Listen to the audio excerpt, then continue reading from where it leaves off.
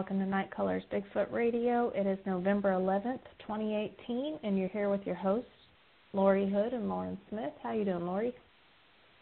I'm doing great tonight. How are you? I am fabulous.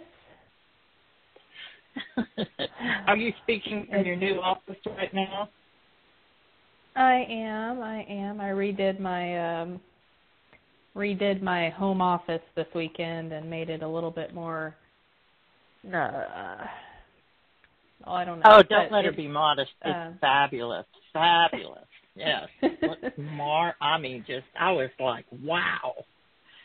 Wow. I don't know where she got those jeans. It wasn't for me. I struggle to be, I know. I mean, I really do. Enjoying it. I needed a place to do some homework and, thank you. I need a place to do some homework and work on the show and stuff and be more productive, and sitting at my kitchen table just was not getting the job done, so I had to make a little space for me, and so this works. This works for now. It's good. Oh my goodness! So, it's bohemian looking. I mean, it just really has that feel to it, and I love it. I'm just totally impressed. I mean, I have to Pinterest and everything else to try to get a design together, and she just threw it all together and made it look just excellent. So yeah, that's great. We are supposed to get snow tomorrow up here. What? I know. It's a chance of rain and snow tomorrow, and it's November, which is just unheard of here. I don't know. It may have gone away. Let me see. Well, we've had lost that thunder and rain today, like thunderstorms, and the dogs have been acting so stupid. You know how they get, all up under my feet. I can't get anything done. In fact, I got one downstairs now that's fixing to, I'm going to throw her outside and show her how scary that is if she doesn't get quiet. But anyway, I'm so tired of the rain. I was just complaining about it, and I know there are parts of the country that would love to have some rain, and I will gladly send it your way. Please go that way, please. And, but I'm tired of it. So, but I do want to tell you that we've been having some kind of strange things happen around here. We've had been hearing some strange noises out in the woods. Yesterday, Mark called me outside, and he said, listen to that. And something was growling at him. And we could never pinpoint where it was at. We looked, and it stopped. As soon as I came out there, it stopped. Well, I heard it once, and I couldn't pinpoint. You know how the acoustics are on this hill. You know, you think one person will say it came from that way, and the other person will say, no, it came from the opposite direction. You know, it's the way it is. So, but anyway, then we had an invasion of bees, and I literally could not leave my house. The bees were so thick out there that you couldn't open the door. They tried to fly in. They were all over the hummingbird feeder. They were I've never seen bees do that, and so I didn't know if they were killer bees, you know, because we do live in the right country for them, you know, so I didn't know. I was like, I'm not going outside, and the dogs aren't going outside either, so we were prisoners, and the next day, of course, the cold front moved in, and they were all gone. So, but then yesterday, I walked up to the kitchen sink, and, you know, there's a window right there, and I heard this sound. It went, ooh, like that. It just sounded like almost like a wind. It went, ooh, like that. I was like, what is that? And it sounded like it was just that is creepy. Right on the other side of the window. I know, but but I couldn't see because the light was on. It was dark outside, and I couldn't see anything, So, I don't know. It was real strange. But I think that we've got some activity around, and I do need to set that recorder up again and get that going, and let's see what we get. But anyway, we have... definitely. Yeah, definitely need to be doing it, and I haven't. I had a bunch. We had it hooked up where I could record, and we could also listen inside. We had it hooked up to speakers and stuff, so we could listen to what was going on outside. It was really cool. I love sleeping to that because it's like camping, kind of, and like sleeping in a tent where you can hear everything. It's like that. So I think it's just really cool. I enjoy that. But I wake up a lot during the night because I hear stuff. But anyway, we were recording, and somehow or another we were getting a lot of feedback, and I think it was from our speaker systems. And that the mic is just on the other side of the balcony door, and I think it was causing an interference or either that or the batteries needs to be replaced or something. I've got to figure out what's going on with that because the first hour was just fine, but then after that, we had just this horrible feedback. So it was like 10 hours of just this hum, and it was horrible. And I said, I'm not listening to that. I just am not going to try to wade through that humming. I felt like I was in Teos, New Mexico. So I was like, no.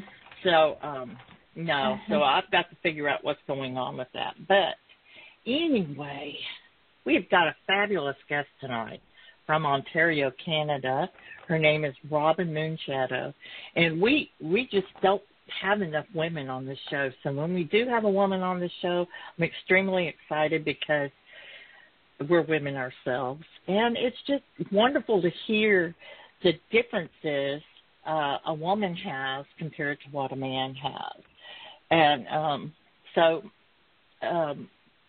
you ready to bring her on, Miss Lauren? I sure am. Okay. Yeah. Okay. I lost my voice all of a sudden now.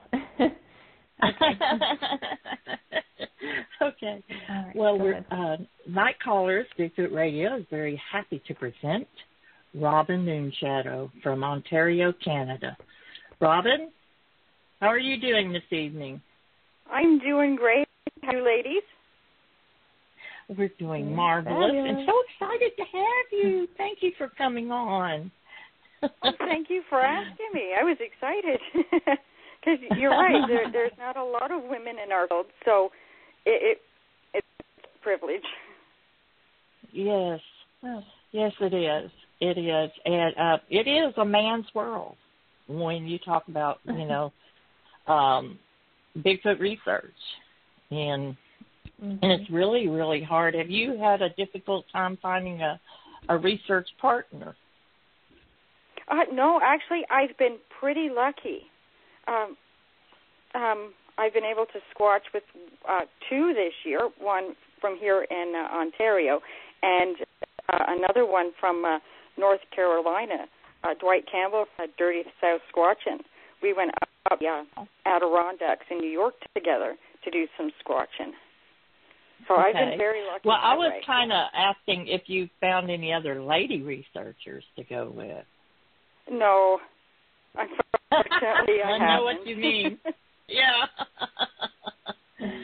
Okay, so I would be delighted if there was another one around I could go with. Yeah. Yes. Well, you've been doing this, researching and investigating all kinds of cryptids, I guess, for more than 30 years, and you started at age 5? That is very young. Oh, yeah, it is. I couldn't never get enough of it. I'd get books at the library, and if I couldn't read them, one of my siblings would read them to me. Mhm. My mother was into Bigfoot as well, and she was always reading me things. Yeah. So, yeah. So you weren't scared? No. You weren't scared of? No, I don't get scared.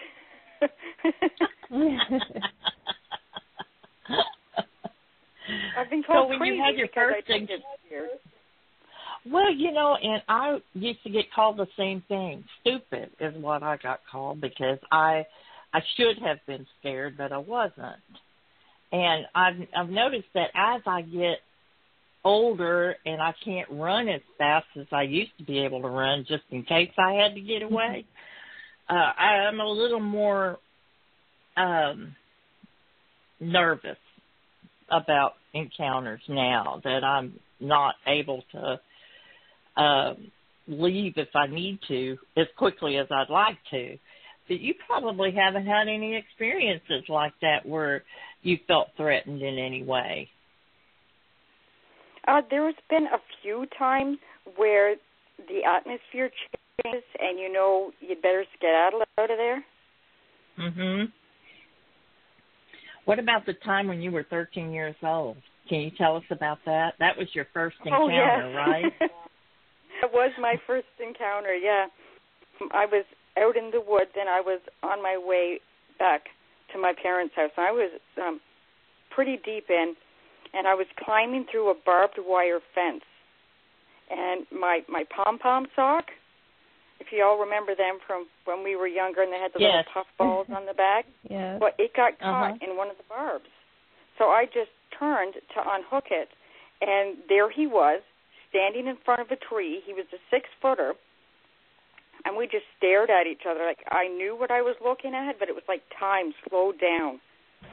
And it was just kind of like tick, tick, tick, tick.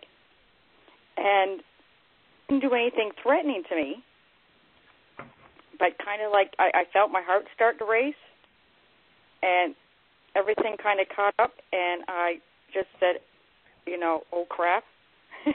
And I ripped my sock out of the barbed wire fence, and I ran for home. I don't think that I ran that fast in my life. Like, I regretted it later. But you of course. Like, I had been back in those woods for hours and hours. And it always kind of is weird to me that I wonder how long he was watching me before he made himself aware. I didn't even go back in the woods for 2 weeks. Oh, really? Oh, yeah, that's about normal.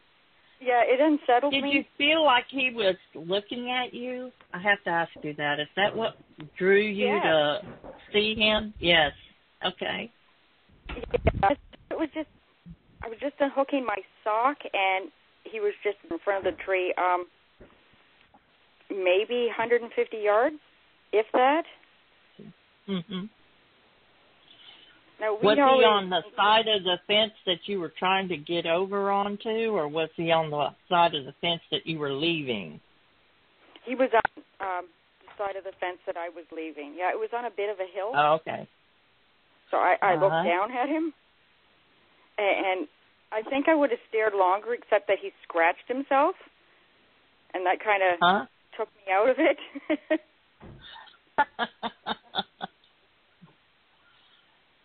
What color was he, Robyn? Did he scratch like his chest, or?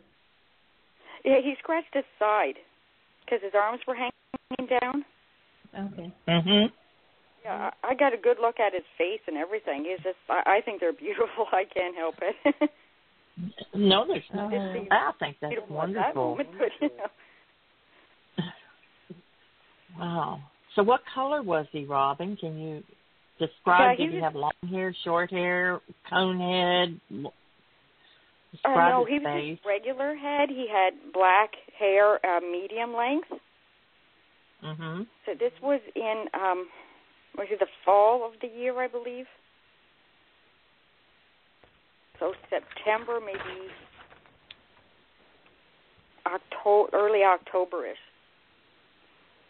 Okay. What did his face look like? Well, he had a flat nose and brown eyes. He had smaller ears, though, than what you would expect. He had a bit of a neck, but not much, but he was really broad. Well, when I describe him, I usually say he was Patty from Patterson-Gimlin film, but a male. Uh-huh. Oh, wow. Yep. Wow. He was a beauty. Oh, he was. So, did you go home and tell anybody? No. No, even if my mom was into this, it was about a week maybe before I said anything. Maybe 2 weeks at the most before I told her. And then she said, well, let's go and see and you can show me. So I took her to the spot where I saw him. Of course, it'd been a while. There was no evidence or anything, but she believed me. So she started squatching a bit more after that. I wasn't scared to go back into the woods after that because then I got really curious. Because I'm like, I got to see it again. So, did you know what to look for? I mean, like their sign, their track, and that kind of thing. Did you find anything like that to support what you had seen there, or anything like that? Well, as I've gotten older, I've noticed littler things that a lot of people don't. When you're looking for a squatch, like I can track a Bigfoot, no problem, and it's like I'm not a professional by any means, but I would describe it as you're tracking both a man and an animal, because depending on what they're doing, they might be sporadic in their behavior, or they might have a certain direction in mind. So what we tend to look for is, besides the tracks, we will look for green treefers, breaks, because that goes along with like other ape-type behavior. And we'll look for food sources and water, and they don't always tend to be away from people because they like to watch us as much as we like to watch them.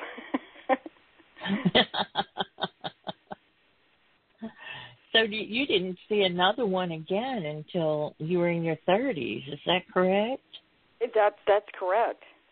It was my sister and one of my brothers, and we were squatching down in another area, and we were taking a break, and they were sitting on a rock, and there was a hollowed-out tree, and, of course, I had to get a picture of that because that's just cool. And it was on an incline, and there was a creek below us, and I was going over just to look at the creek, and there was a 50-foot at least there, and I just happened to look over, and a younger one came from out of the bushes because it was really thick on the other side, and he was a ginger color and a bit fuzzy. He came over, he got a drink, and he skedaddled back over into the woods. So I go over and I'm calling over to my brother and sister, come and look. Now they didn't see him because, like I said, he was younger. He wasn't as tall. He was maybe, 4.5, 5 feet tall. But they saw, well, not him himself, but they saw the grass and the bushes moving as he was skedaddling through, and he moved pretty fast. Oh, that is cool. Okay, and that cool. day that we went out, I was just looking for tracks and the usual. I didn't see another one. Do you ever camp out there? Where I had my sightings? In areas that you research and stuff. Oh, okay. Oh, yeah. Here I was camping in Algonquin. We were up there for almost a week. And then we went, then I was up at Algonquin Park, and I was only there for 2 days and a night because it was so busy. Now, that was a lot of fun because those tracks that I found were also surrounded by bear tracks because there was a young bear. He kept coming into the camp and invading people's tents and everything else. And he figured out how to open car doors, which was hilarious to me. And yeah. Oh, wow. Yeah. So was it a grizzly or was it a grizzly or a black bear? He was a black bear. Okay. Yeah, the warden said he was only around a year old, so it's pretty smart. They had put a cage out there to trap him and take him away before it hurt. Oh, wow. Yeah, so I was able to track this one particular Bigfoot, and he was huge. Like, I underestimated his size. His tracks were about a size 14. Mm-hmm. He just stepped over this log that was about 4 feet high. So I'm gathering he was an 8-footer. Mm-hmm. This guy was huge. You know, I knew that they were big up there. That's why I went. But again, I wasn't expecting to get anything because you just never know when you go out. Yeah. Yeah, it was very, very exciting. And I'm always careful because if they're in the area, they'll come and watch you track them. Yeah. So you don't worry about doing calls or anything, do you? Or do you do any kind of calls to bring them in? Or do you think they just, what is your, how do you, well, just tell us about how you go about, trying to have interaction with them. Oh, calling? Yeah, I'll do calling sometimes, and I'll do the occasional wood knocking. When we were in the Adirondacks, we were out at the lake. We had heard calls the night before from across the lake. And I shouted to my friend, "Can you hear that? Do you hear that? Do you know what that is?" And he's like, "Yeah, I know what that is." So we went up in the area the next day, and it was about 7:30, 8 o'clock at night. And, excuse me, I was doing some calls.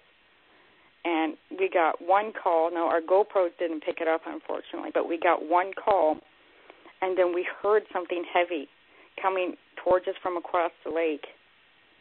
And then it stopped, it seemed, when it got close enough to see, oh, it's people. Well, I think that when they're very far away, they can't really tell if it is a person or another squatch. Because there is a level of distortion, and distance. So until they get closer, they don't know which it is. Yeah, I agree with that, yeah. I think a lot of researchers out there use that to their advantage, to get them to come into the area and hope to have interaction with them. Have you ever been followed? Well, one particular area not far from where I grew up, in the same area where I saw the Bigfoot the first time, they seemed to be mellow in that area. And either they moved out and a new group moved in, or they became a little aggressive, because now when we go into that area, we have to be careful because we do get things thrown at us. Wow. Yeah, we'll get pebbles and sticks, mostly my brother, because he'll wood knock like crazy and he'll holler and call, and I think he's aggravating them, and that's why it happens to him. They perceive him to be obnoxiously obnoxious, I think, maybe. I wouldn't argue with him. Sorry, brother.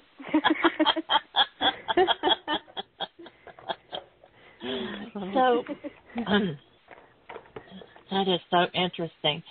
A lot of times when people get things thrown at them, that they'll say, well, they're just trying to get our attention. But then when rocks the size of bricks come flying through the trees, I wouldn't say that was trying to get somebody's attention. I would say that probably means get out of here, Yeah, I agree, yeah. So when you're getting pine cones and sticks, maybe it's not as aggressive as it seemed, possibly. Yeah, I think they're telling you, we're here, we don't want you here, skedaddle. Uh-huh. Mm-hmm. So, sometimes we see that in chimps as well when they have, with their aggressive behavior towards other chimps, that they'll throw things and they'll hit sticks on the ground and screech and scream, and it's a threat display. So, yeah, I think they're just warning you, get out, or, maybe something worse would happen. Yeah. Okay. Have you ever heard a language spoken? I've heard murmuring. It's what I call jibber jabber. Mm-hmm. That's a little unsettling. You know where it's coming from, and it's more like like this. I've heard that a few times. Uh-huh. I know it used to unsettle my mother like something mad, because her face would actually turn white, where I'm like, I want to stay and listen. She's like, we're leaving. I said, okay. Enough is enough. We're going. Gosh, that's funny. Well, you have children. What do they think about your interest in this subject? Well, they're not interested themselves. Like, I used to take them out with me when they were younger. They're all in their mid to late 20s now. And I would take them out in the woods with me and teach them respect for nature and show them the different flowers and mushrooms and the different uses for them, and show them, how to track a little bit. Now, my oldest daughter and my son, they will hunt. But my youngest daughter, she loves animals. I'm not hunting nothing. Uh-huh. Yeah, no. They'll go with me on occasion, but they're not really interested. But luckily, I have a granddaughter who loves animals. She's just turning 2 in a couple days, so I'm hoping. Squatch baby. Oh, my gosh. Squatch baby, yeah. That's right. Oh, my gosh, that's amazing. So what are the, can you, living up there, your winters must be very, very cold. They have gotten really cold these last few years. Like 2 years ago was really bad. It was down to minus 40. Now that's minus 40 degrees Celsius. Yeah, I don't go out. I can't. I'll freeze. No kidding. Well, what does a squatch do when it's minus 40? Do you think they go somewhere else for the winter, or do they hibernate, or what do you think they do? I don't think that they hibernate. I think they migrate. I'm actually looking into that, actually. That's why I do so much traveling back and forth across the border, is I'm actually looking into that. If there's not, like with bears, we see that there's not enough food to sustain them. So they go into, topar, hibernation, until spring, because there's not enough food to sustain them. Where with a Bigfoot, they can just pick up themselves or their family unit and go somewhere else. And I do believe they go down south. So they cross into the U.S. probably. Yeah, I have an idea of where they go from here. Because there's no place to cross except for this one particular spot along the St. Lawrence River. Okay. And that's up near Quebec. That's cool. Lately, these past 2 weeks, I've gotten a lot of activity in the area near me where I go, where it's kind of been quiet all summer.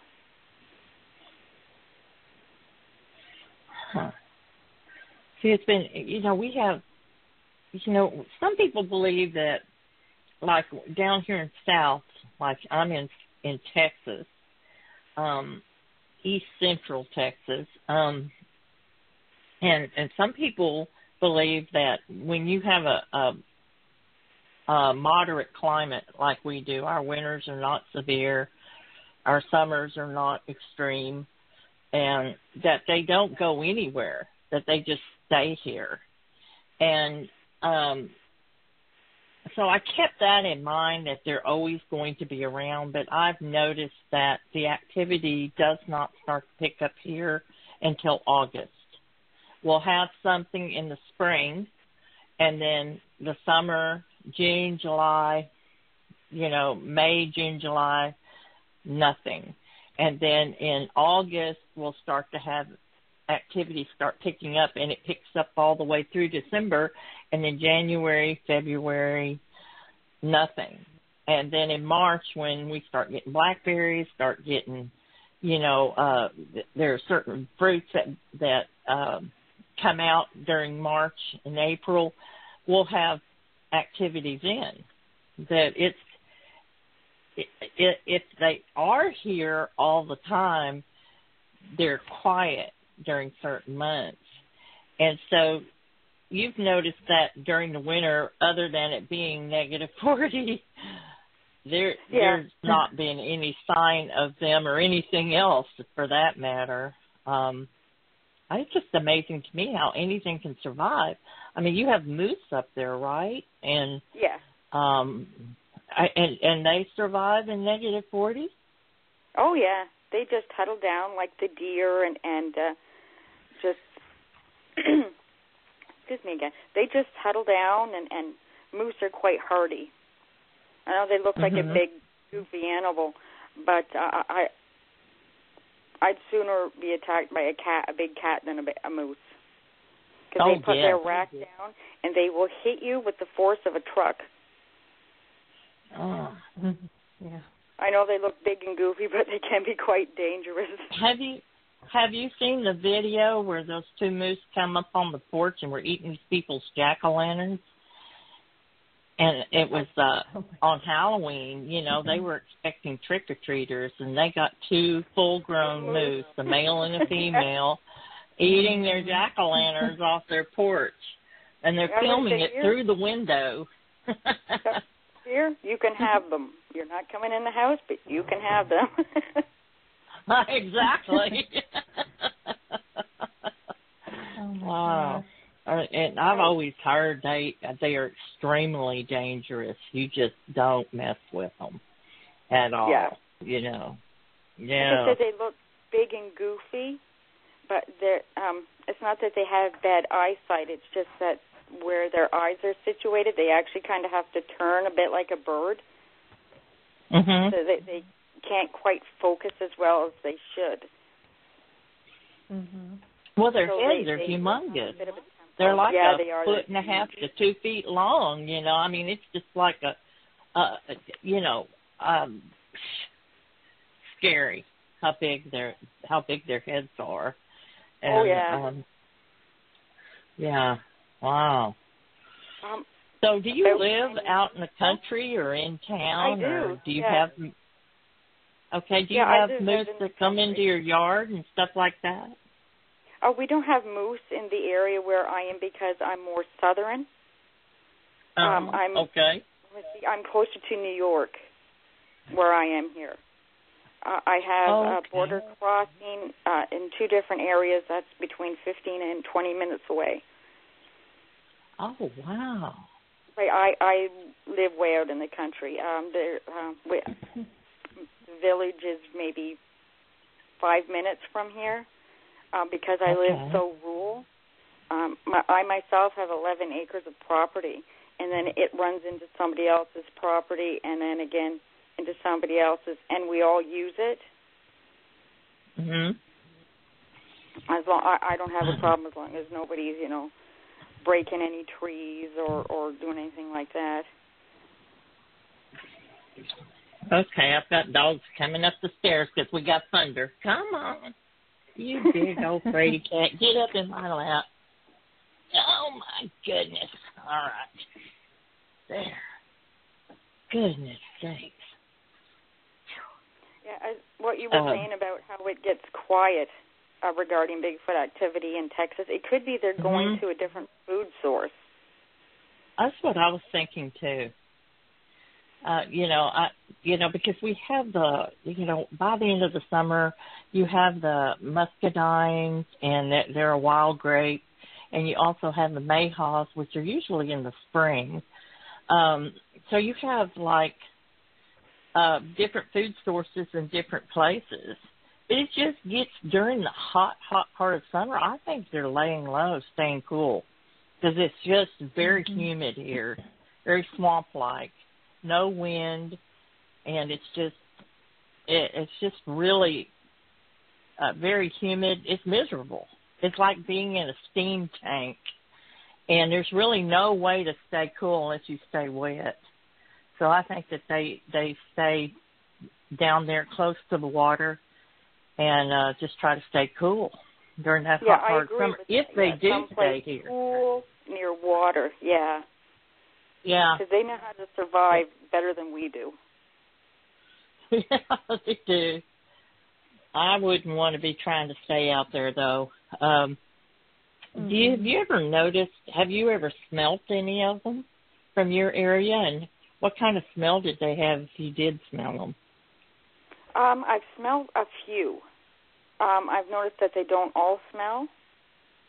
And right, I agree with you. More in the summer than they do in the winter, and that could be because they're rolling around in the mud or something trying to keep mosquitoes off of them. Or it could be that they're musky. Some of them are musky by nature, so they're going to smell anyways.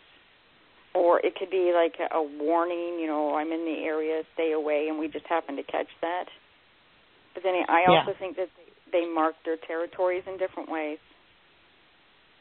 Okay. I was going to ask you, though, what kind of smells have you smelled? Can you describe them? Well, it's a very, if you get a good whiff, it'll make your eyes water. It stinks so bad. It's very musky, smells like really bad urine. And sometimes like a rotten egg smell. Yes. Yeah, it's really bad. My first sighting, I don't know why, but it left a stench. It left as soon as I spotlighted it and saw it, it left. But the next day when we went out there, the whole area was permeated with this stench. And we could never find the source.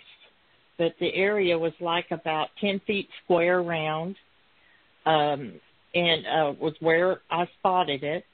And it smelled like puke.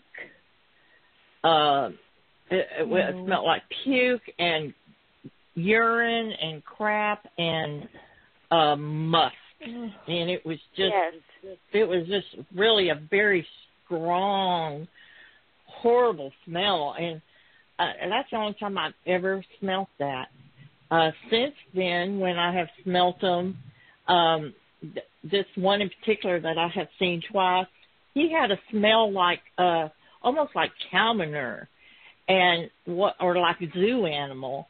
And I discovered that down in these ponds and stuff, the dead vegetation smelt the same way.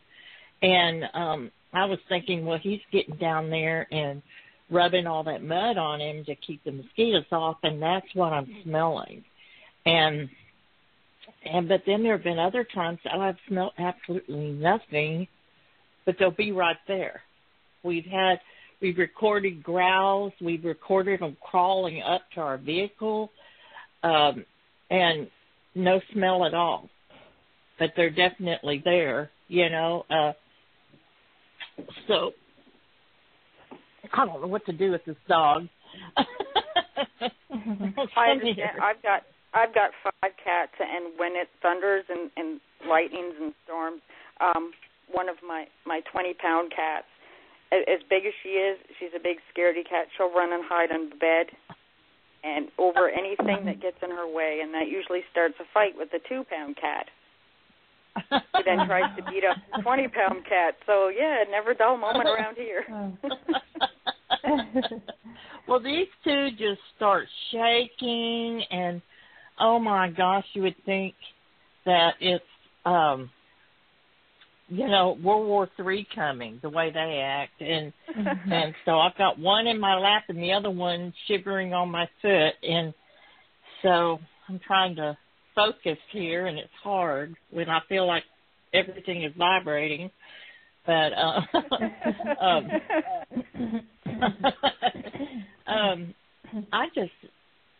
I would love to go to Canada. Canada is so beautiful. It's just that it's primarily still wilderness, and it is, yes. Even it's got vastly more wilderness than the United States does. The United States did, but over the last 50 years, it's become quite inhabited. And I just wondered how many Squatch have said, man, I'm going to Canada. I'm tired of this. There's people everywhere. I'm sick of them, I've decided to move.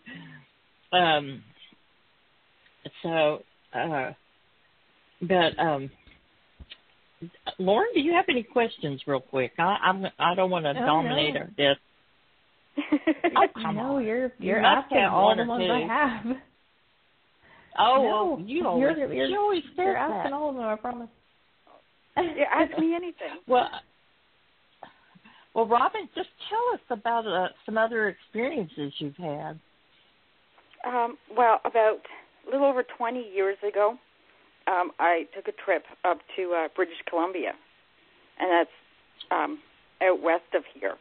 And I did get some action while I was there. Unfortunately, the person that I went with, and thank goodness he is no longer doing Squatch research, because he didn't know what he was doing.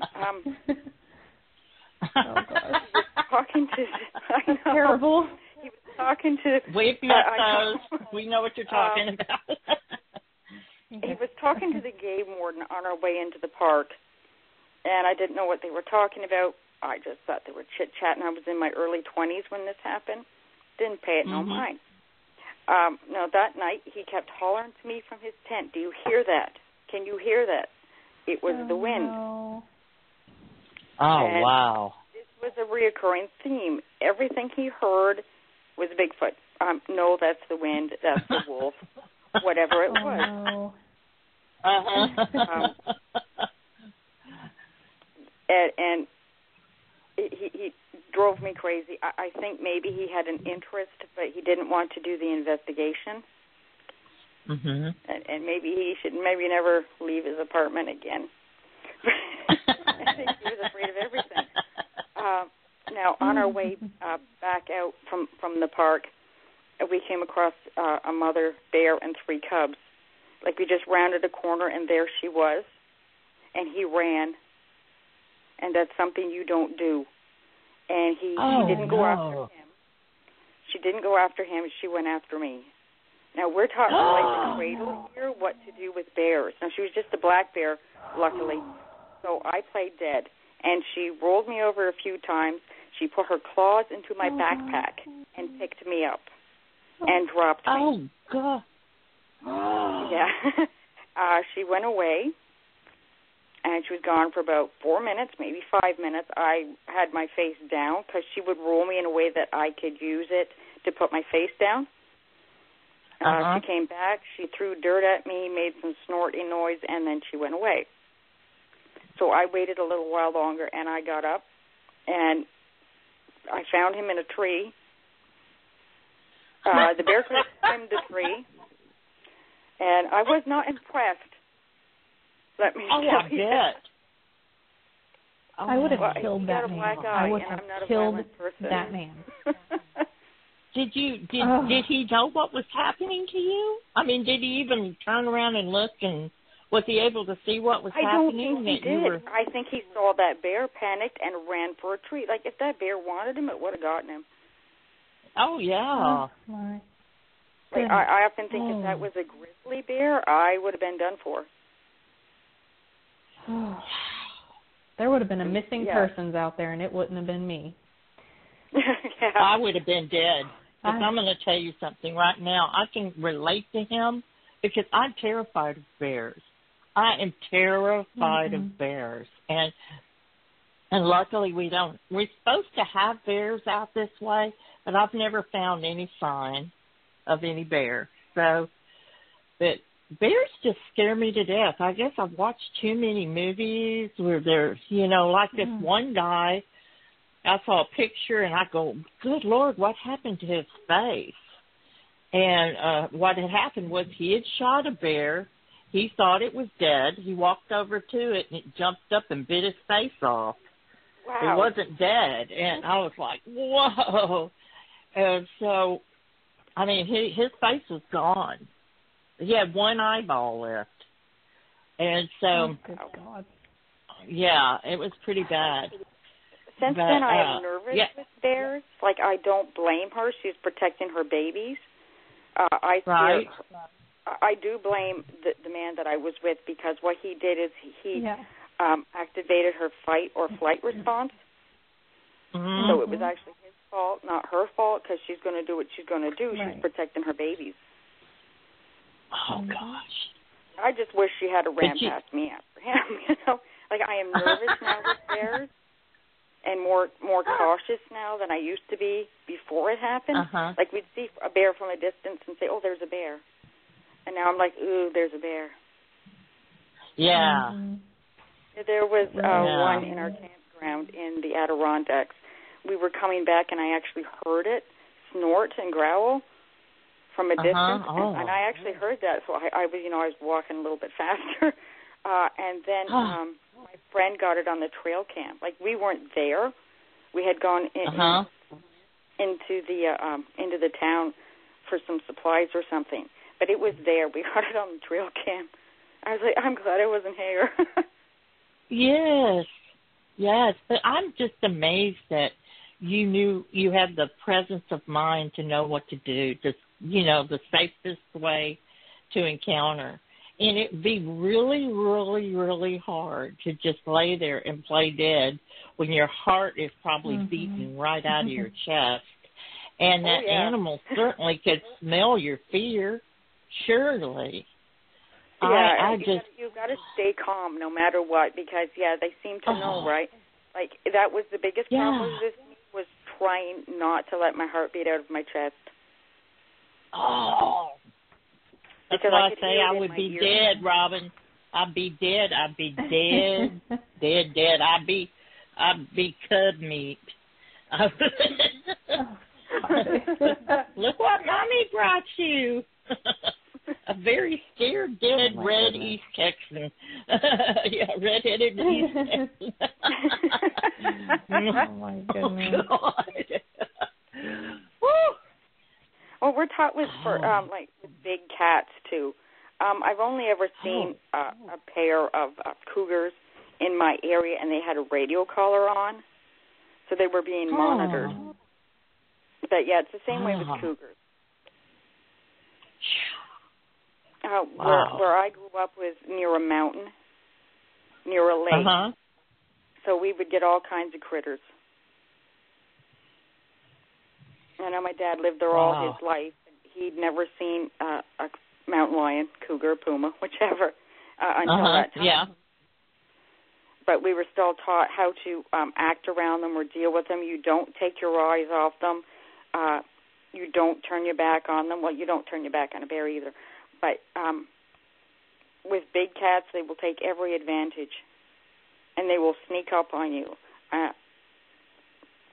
So you always have to be cautious when you're in the woods. Like, we have a rule when we go deep in the woods about going 500 feet and looking behind you in case something is sneaking up on you. And you might catch a Bigfoot walking up from behind you because I know they do that. Yes, they do. Some people put cameras on the back of their hats to record what's going on behind them. Yeah, and, I got my second GoPro, and I'm doing that now. I'll put it on my back. Wow. I forget what country it was, whether it's India with the Bengal tiger or whether it was Africa. I can't remember what country it was, but they wear a mask on the back of their head. Yes, yeah, that's the Sumatra in Sumatra, where tigers hunt people to kill them and eat them, and that's the beekeepers you're talking about. Because the tigers can't tell a mask from your real face, so they can't. They'll stalk you, but they'll attack you less. Right. Yeah, but those tigers seek out people for food, and that's in the Sumatrans. Wow, that's Sumatra, huh? Okay. Yeah. Well, I knew I'd seen that somewhere, and that's another thing I don't care. You know, if I was going to be attacked by a grizzly or be attacked by a cat, I think I'd rather be attacked by a cat. Do you know why? Because cat will grab you by the throat and suffocate you first before they start to eat you.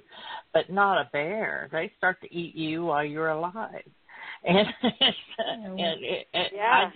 that whole thing about being eaten while you're aware of being eaten, I'm just not into that at all. I just don't care for that. So there was a case in Algonquin Park about between 15 maybe and 20 years ago, where a black bear was actually attacking people and eating them because there was something wrong with him. He didn't get enough to eat. So it triggered something in his brain because we're easy prey. And I think he had gotten about 6 people before the game wardens got in to put him down. Wow. And that was in Canada? Yeah, that's where I was this past summer. Oh, my gosh. Oh, my gosh. There was another case of a bear. It was just huge. I mean, like its paw was bigger than my head. And it was actively seeking out people to eat them. There wasn't anything wrong with it in this case. It just saw that we were easy prey. And I noticed that animals that actively seek out people for food are bigger than the average size. Well, we're so full of goodies.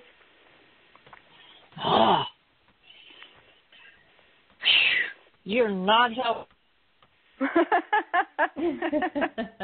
Before I go to sleep tonight. Golly. Oh, yes. Okay. Whoa. So wow. It makes me wonder, Scary and fascinating how at the same around time. these parts,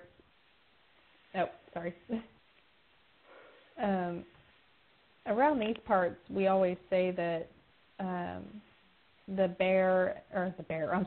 the Squatch and the Coyotes have a symbiotic relationship.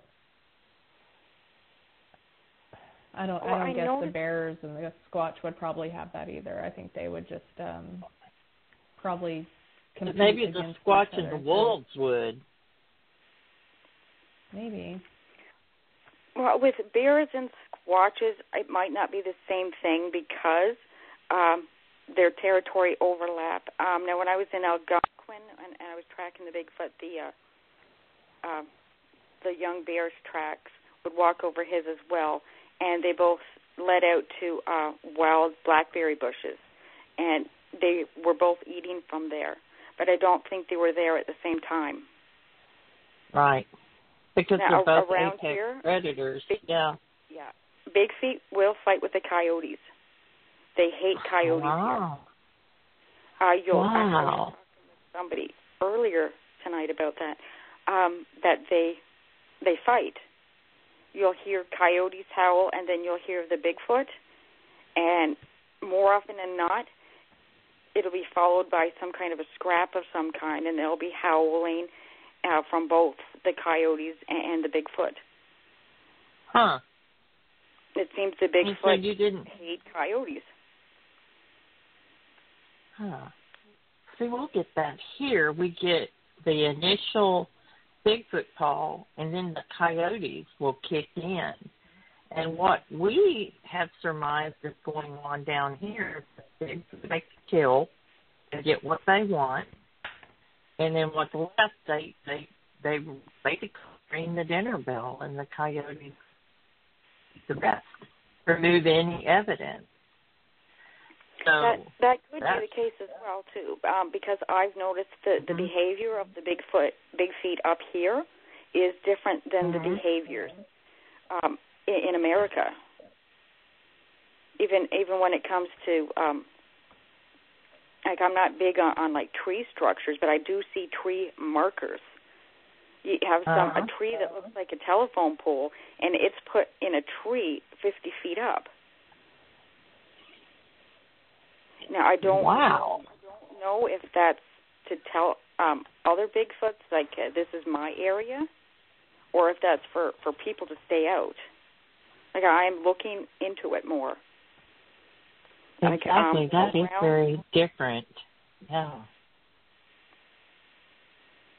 Yeah, we have too many variables, like tree structures, because we have duck hunters, and they'll make things called lean-tos, and they look a lot like what people call Bigfoot structures.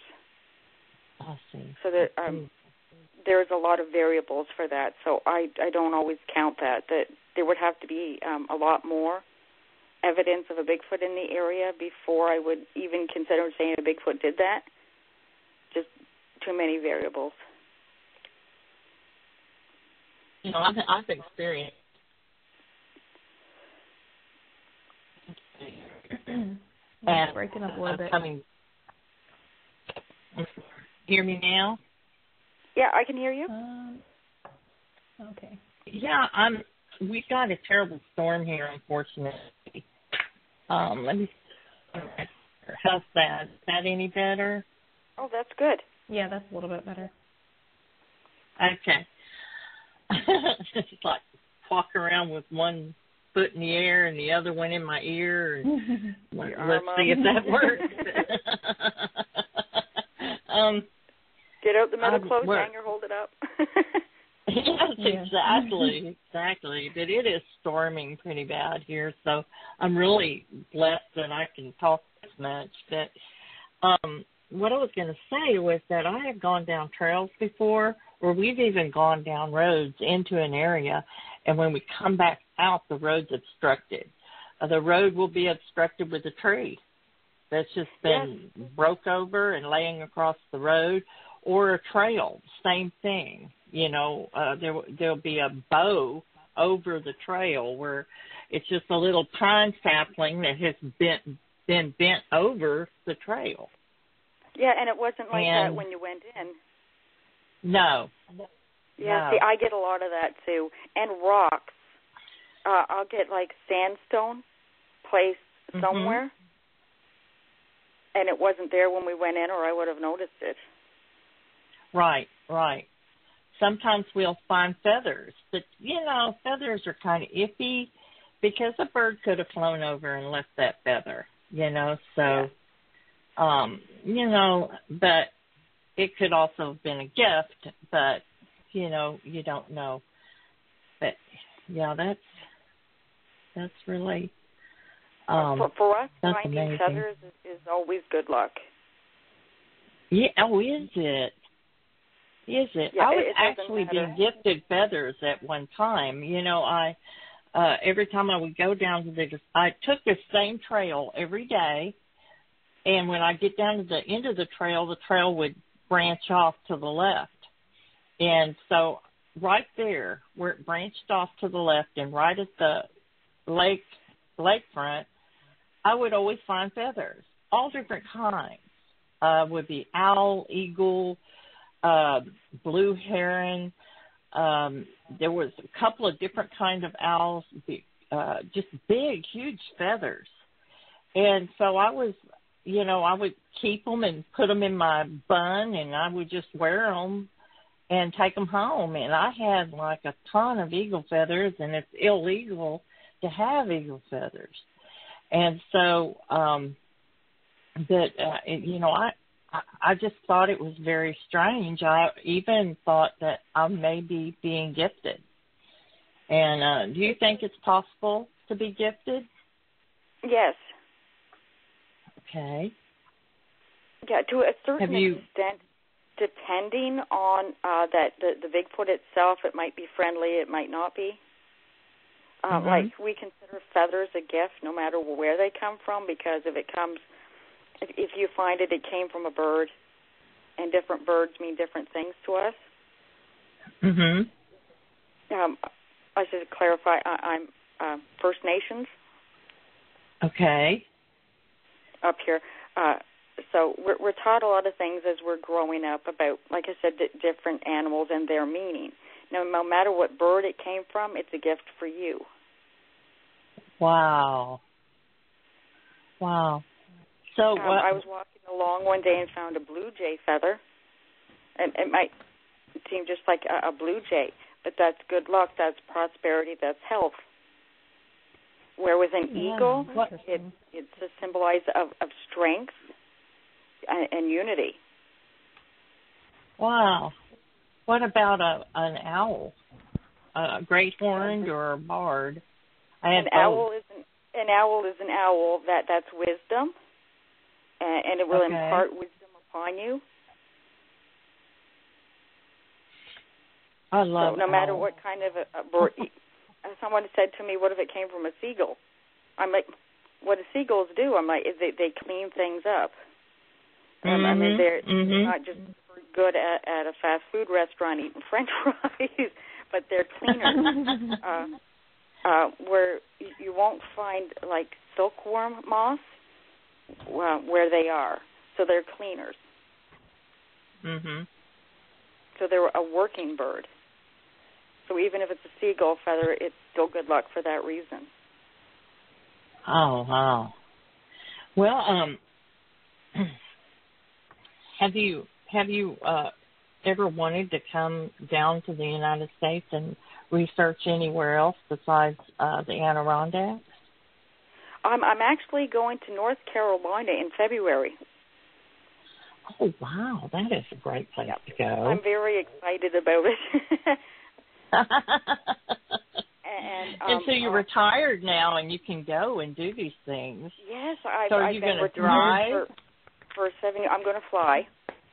And my friend that I went to the Adirondacks with, he and I are going now. He's part of Dirty South Squatching.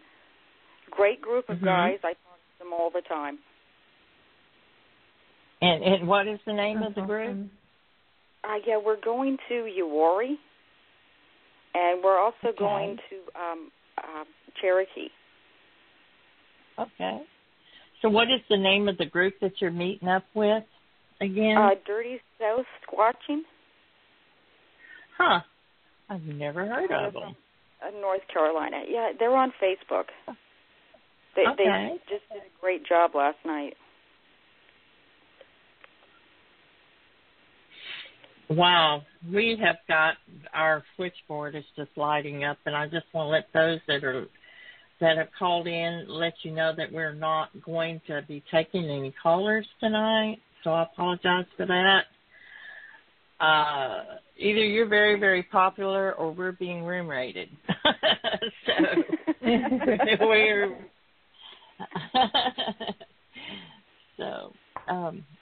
okay. So Robyn, tell us about some more experiences. I love the bear one. Do you have any other ones to share? You have like 25 minutes left, so. I do have a black bobcat. It's not my pet. I saw it last winter, and since they have a home range of about 30 miles, I'm hoping to catch it on one of my trail cams, because I have trail cams all over the place. I use tech. I've got the new GoPro, and I actually have a drone coming tomorrow, and I do put on snowshoes and go trekking in the woods on the warmer days. I've been retired for about 7 years because of I used to be a hairdresser, but I do have a background in animal sciences, focusing on behavior. Right. Now, when I went to college, it's a black bobcat? I've never heard of a black bobcat. Melanistic. Wow.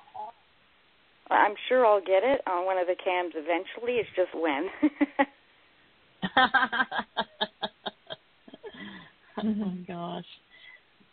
so you're also interested in parapsychology, and that is the study of the spirit world, isn't it? Or what is paranormal? Yeah, my girls they love it. Okay, so how did you get interested in that? Well, in the beginning, when I started, it was all kind of all the same thing. Like I didn't even know that there was a word for what I did when I was a kid. So it was all just wrapped up into one, and then gradually you separate it. I've lived in a haunted house, a couple of them. They would be knocking on the walls at 2 a.m. A ball of light. Oh, wow. A woman in black would cry at the window. The 2 a.m. it would stop after I told it to shut up. And another house, I don't know why it happened. It was a newly built house, and I was renting it.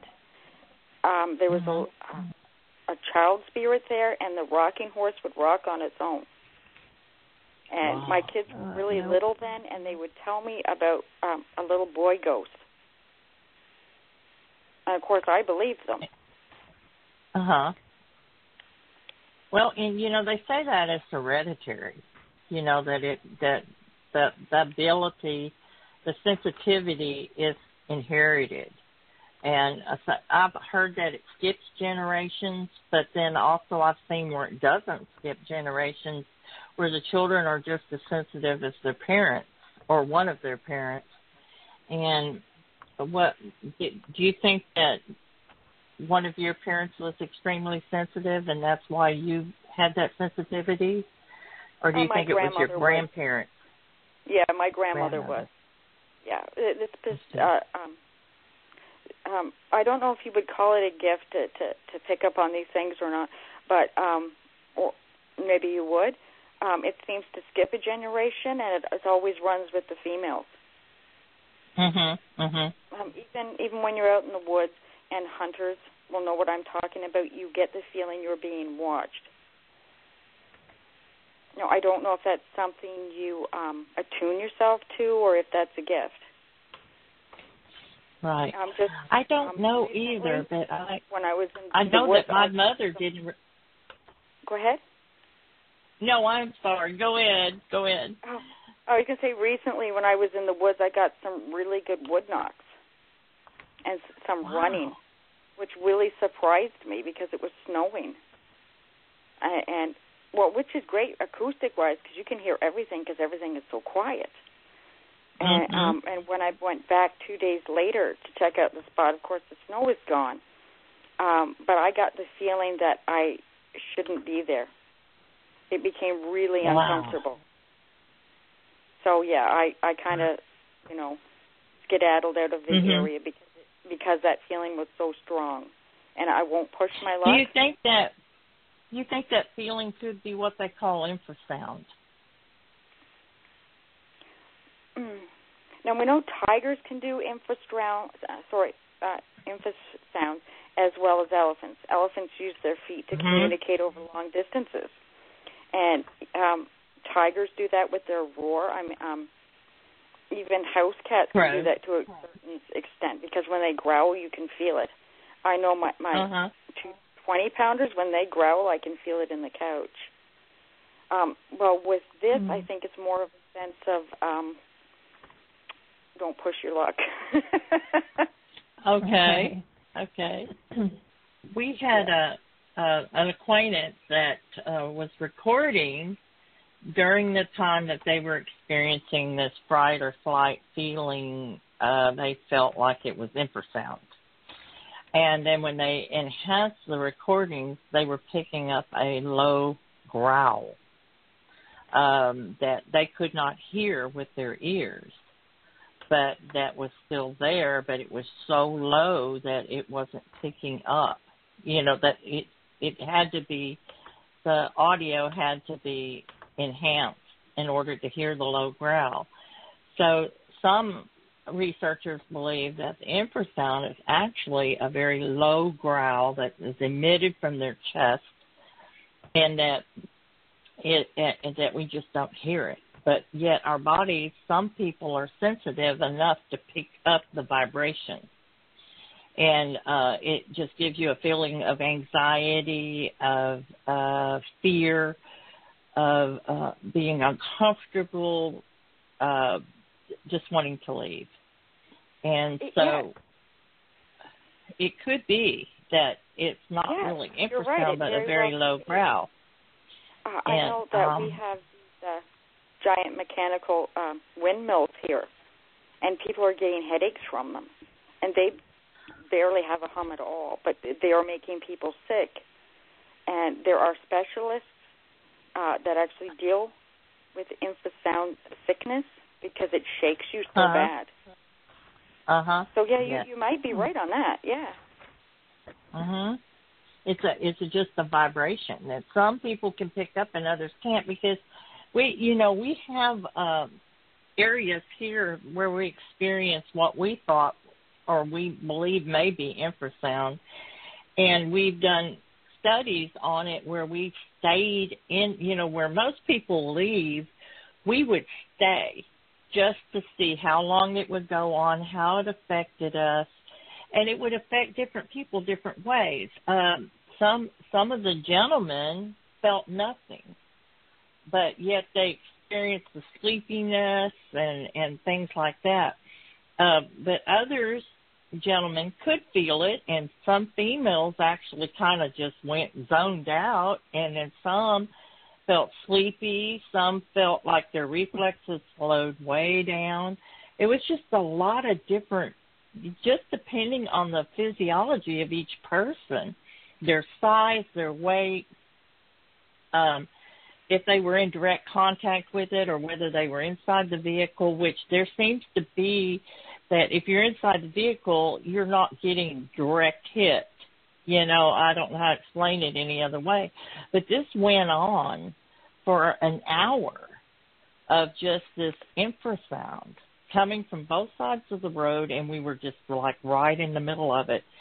And you wanted to leave, but we just stayed to see what would happen. We were bluff charged a couple of times and things like that, but we just stayed. And nothing ever happened to us. We weren't ripped limb from limb or our car thrown rear end over tea kettle or anything like that. Nothing like that happened. But it was an interesting experiment, and it just took a lot to stay when you really felt uncomfortable and that you wanted to go. And finally, they just backed off, that they were determined for us to leave. And it was a very interesting experiment. Whether it was infrasound or that low-level growling, I have no idea. I know that we didn't hear anything. It still is a very interesting possibility. Yes. Yeah, I will push my luck a little bit, but because I squatch alone and I go deep, I won't push it too much. Exactly. And, as I have gotten older and wiser, I guess is the best way to put it, I don't push my luck like I used to. And, of course, I had a lot of people say, that, I was doing some pretty reckless things when I was first beginning this, because I'd been out in the woods all these years and my whole life. Whenever I got a chance to get out in the woods, I was out in the woods camping or fishing or whatever before I knew about Sasquatch, and nothing ever got me then. And so I felt fearless. I felt like nothing could get me, because it never has. But there's always that one time that you have a mountain lion or, a wild hog down in this area. But it seemed like to me that every time a Sasquatch is around, nothing else is going to be around. So if you feel like you're having activity, you're relatively safe, I think. What do you think? Yeah, I believe that too, because you'll notice when there is a squatch in the area, it's quiet. Everything goes quiet. The crickets stop singing, the birds stop singing, it's dead quiet, you can hear a pin drop. Yeah. So you know something's around. Even if it's a bear or maybe a mountain lion or something, you'll still hear a cricket or something a little ways off, but when there is a squatch in the area, it's quiet. What about other wildlife alerting you to a predator? Do you ever have that? I listen to the birds. Mm-hmm.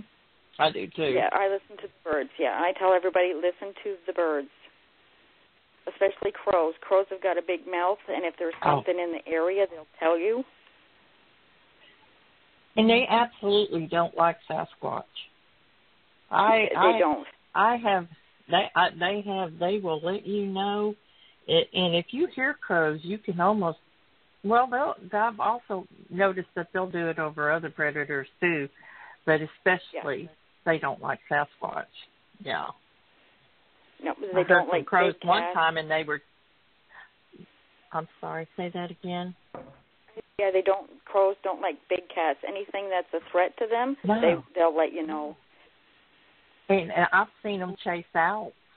You know, they don't like owls either. I was really surprised. But then owls will kill and eat a crow, you know, so. Yes. Oh. Yeah, I mean, even with squirrels will hide from a squatch. You won't even hear them chattering or nothing. It's just dead silent.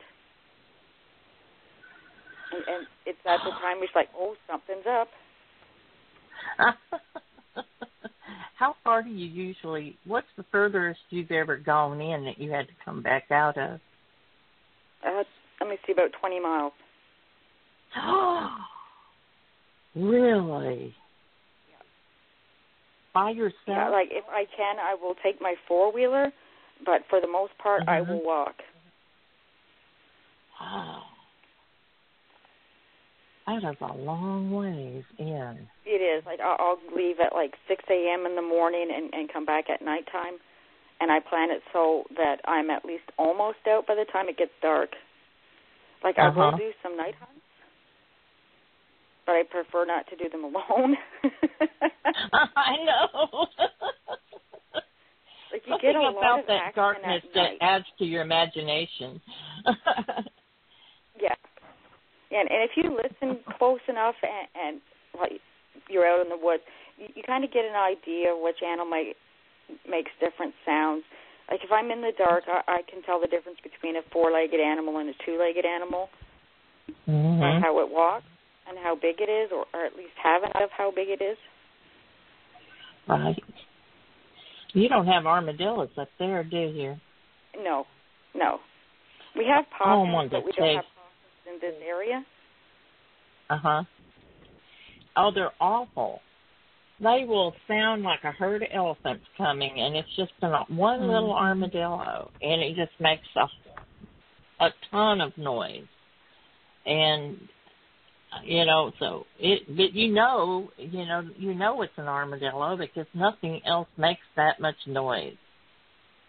You know, but you can't hear anything else over the armadillo. You know, he's so noisy. He's breaking limbs. He's just, I mean, he sounds huge coming through there, but he's just this little armadillo. Oh, my goodness. I can actually picture that. You have all this noise coming and you're waiting for something big, and here it is, and then it's this little thing, and you just laugh. Yes. Well, we went into this one area where we had been surrounded at one time, and it was very dark. We went in with no lights, and, we had lights on us, but we turned them off, and we walked down this trail into this area, and you hear them all around you, something moving in towards you, and so you think immediately that you're surrounded, and then you realize it's just a bunch of armadillos. It's 3 or 4 armadillos and nothing else. But it will stop your heart for a second. If you just think this is it. We're going to have the most amazing encounter with Sasquatch ever. And then you find out it's armadillo experience. That's just really kind of disappointing. And they're really bad in some areas. This particular area, they were just, everywhere you went, there was armadillos. They were just thick in there, and it was hard to hear anything else. So, well, okay, we have 9 minutes left. Do you have any more wonderful stories to tell us, Robyn? Well, I could tell you the one about when I was younger with my cousin. Okay. She's one of those cousins that's like a sister and you do everything with. Back when I was about 13, and we weren't even squatching. We were just camping. It was her and I, and then her boyfriend, because she's a few years older than me. And we had just, like I said, just down there for camping, and we went out in the canoe, and we were fishing, and I got the idea there was something around.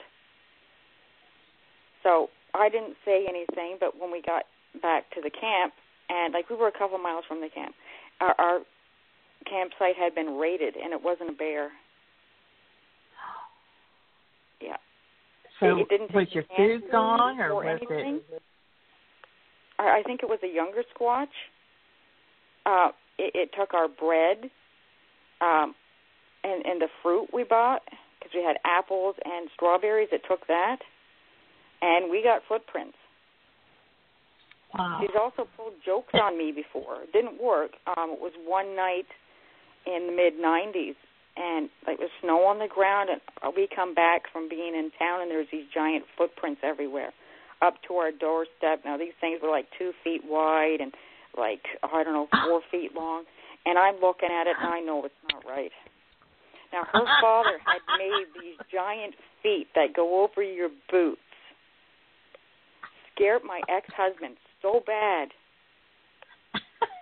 And even after, they told him it was a prank, it scared him so bad. You didn't have a gun big enough for that thing. No, and that's exactly what he did. He ran into the house and got his gun, and I'm thinking, this ain't right. This is like something from Land of the Monsters. Something's not quite right.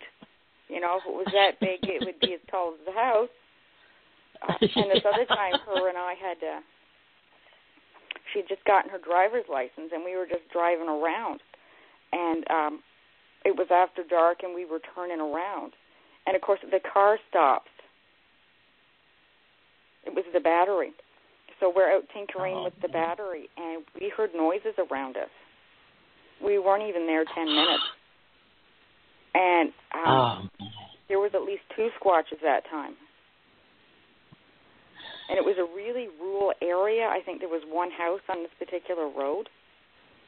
Was it dark, too? It was really dark. Oh, no. Yeah, no lights. We just had a flashlight and a lighter. And there was one on each side of us. Now, it was only enough to see where you knew that you knew what it was. Right. And it was just kind of shadowy. So they kept their distance, but they were wondering what was going on. And she got the battery fixed really fast. That reminds me of the story of Crystal and I, and we had gone down to this area that we called Monkey Central because we were just looking. It was real close to an area that we had some really good activity in. So we went back behind this area and we were checking it out. We got high-centered. And there was only one person in the whole world that knew where we were. So we called him and said, please come and get us, So he says, okay, So he was on his way, and it was getting dark.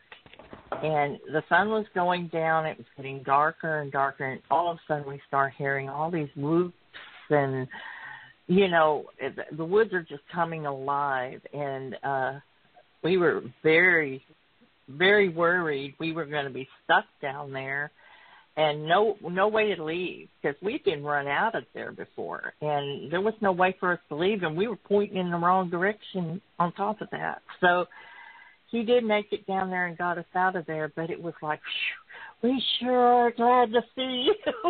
Yes.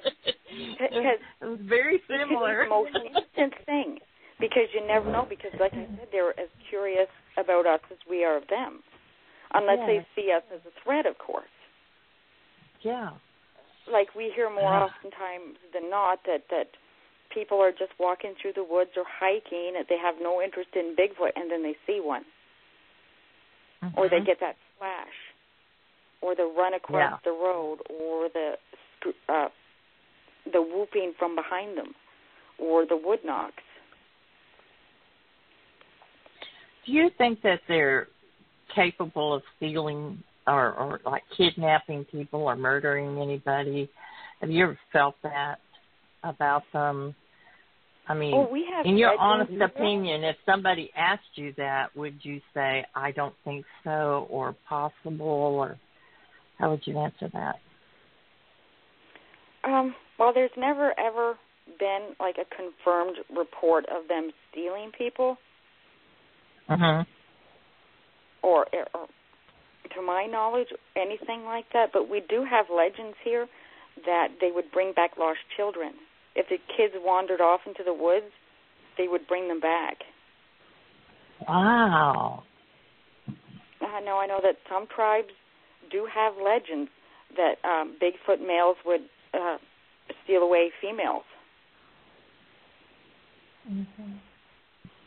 And see, there's legends like that coming out of Oklahoma too. The First Nations in Oklahoma, they would the stories were that they put the menstruating women in a separate hut, and that they would be abducted, and then when they came back, they'd be pregnant. Now this was the story. Different tribes have different beliefs when it comes to Bigfoot, and ours is pretty much, don't mess with them, leave them alone. Right. Don't make them angry. No. But see, I don't know. I just never did. But then you have to wonder too, because you see some that are very dark skinned, some that have more of a human looking faces. Some, they have different looks and different skin color, different hair colors, and you just wonder, what their genealogy is that makes them look so different. Yes, I do believe that they could be a subspecies of Gigantopithecus, because in different parts of the world they look a bit different, and they are different hair colors. And then we have ones that look very primal, or I guess would be the best way to describe it. The one I went after in Algonquin Park looks like that, and he is huge. Like, they're huge. And his face is a bit different. Like, I've only seen pictures, so I'm just assuming, like I said, that this would be the same type. But he looks different than the one that I saw. Well, I would say a little bit more ancient. Right. And, I hear on this show we've talked to so many witnesses. There's so many different descriptions. Some will say it had a human-looking face, or some will say it looked more like an Aborigine, or it had more of a gorilla face, or they just offers up so many different descriptions, different body shapes, like head shapes. Like I've seen two different kinds. I've seen the kind that had the sagittal crest on top of its head, and then I've seen round heads. And I've seen the sloping shoulders, the long arms, the look like an orangutan type body. And then I've seen where it looked like a basketball player, just tall and gangly, thin, not it was muscular, but it was very lean. It wasn't built like Patty. And neither one were built like Patty. So I'm like, you know, but, I really don't know what to say about that. There's just been so many different descriptions. It could, it's just genetic diversity, where we see also with the tracks where one will have an extra toe, or even with a handprint, they might have an extra finger. Usually that's a genetic inbreeding. I've seen quite a few of those, and they're absolutely fascinating to me. Wow. Like I said, it could be the same thing, where we evolve to fit our environment. Now, I know most scientists won't agree with that. They think that we construct our environment to suit us, but I've always believed it's the other way around because we see that in animals. Right. That's right. Well, Robyn, it is. We are off the air. We're actually streaming. We're not streaming anymore. We're going into archive. We won't lose this part of the show, but our listeners can't hear us anymore right now. So I just wanted to let you know that I have really, really enjoyed having you on this show. And thank you. I thank you. Thank you. I've enjoyed talking with you. It's really, really good. Yes, it is. It is. It's fascinating that you and I, we live so far apart, but yet we still have the same ideals. And I think we're kind of on the same path. And I think it's wonderful. I think Me it's too. absolutely wonderful. I just think you're going to have a wonderful time in Virginia. I just can't wait to hear about that. So after your trip, I want you to contact me because I would love to have you back on so we can hear about your adventures in Virginia. Oh, and I'm so excited. Yes, I know you are. I'd just be extremely excited about going and seeing someplace like that. I didn't want to say nothing on the air, but I haven't been on a plane before. So I found the quickest flight. So it's only going to take me 2 hours to get there.